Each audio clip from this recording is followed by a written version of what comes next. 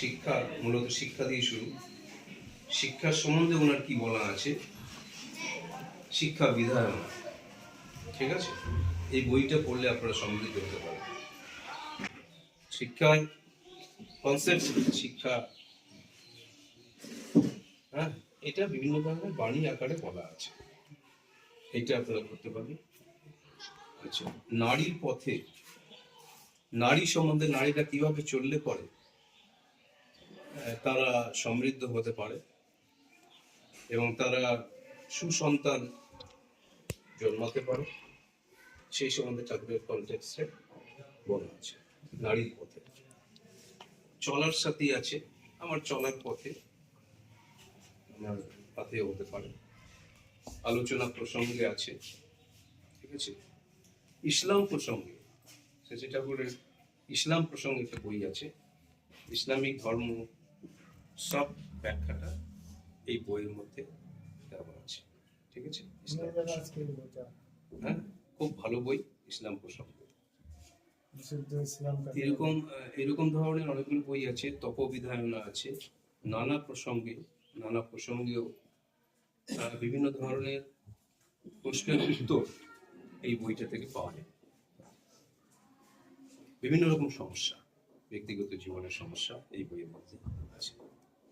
বিজ্ঞান বিভূতি, বিজ্ঞান সম্বন্ধে শ্রী ঠাকুর বহুদিন আগে যেগুলো বলেছেন, অণু পরমাণু কিভাবে সৃষ্টির রহস্য, বিজ্ঞান রিলেটেড এই বইটার মধ্যে আছে। আচ্ছা, লোক উদ্ধাতা, এই বইটা, উদ্ধাতা মানে কিভাবে উদ্ধার হয় মানুষ, তার বাল্য জীবনের বিভিন্ন রকম ঘটনা এই বইয়ের মধ্যে আছে।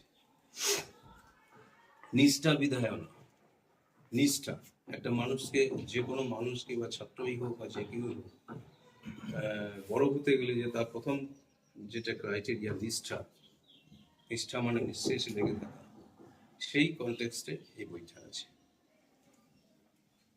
আচ্ছা, বিধান বিনায়ক, বিধান সংক্রান্ত, তপবিধায়না, আচ্ছা, এইটা যেমন তাকে দেখি, এই বইটা খুবই সুন্দর বই।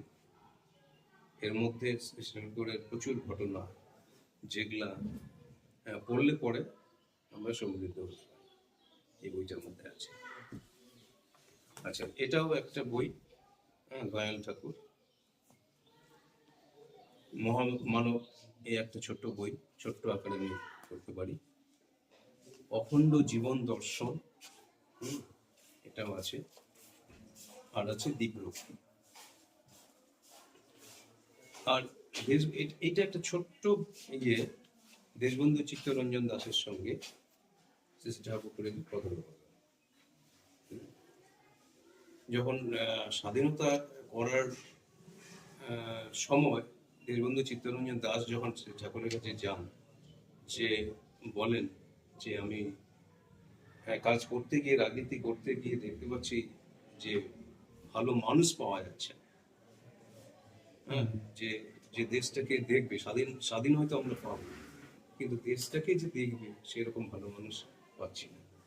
সেই পরিপ্রেক্ষিতে শ্রী ঠাকুর দেশবন্ধু চিত্তরঞ্জন দাসকে কি বলেছিলেন, ছোট্ট আকারে মধ্যে আছে, ঠিক আছে?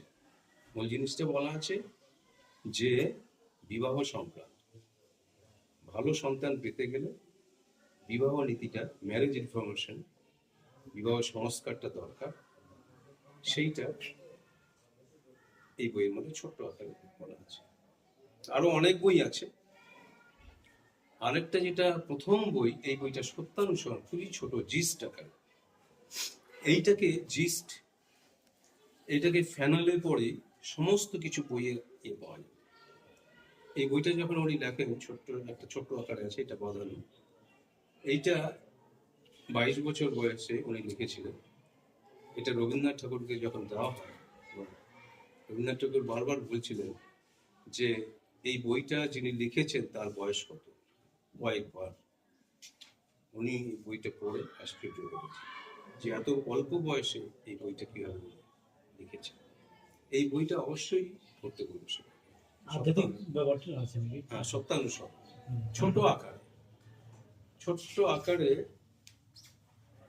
আধ্যাত্মিক এবং সবটাই আমার চলার পথে। হ্যাঁ, প্রথম কথাটাই এটার মধ্যে আছে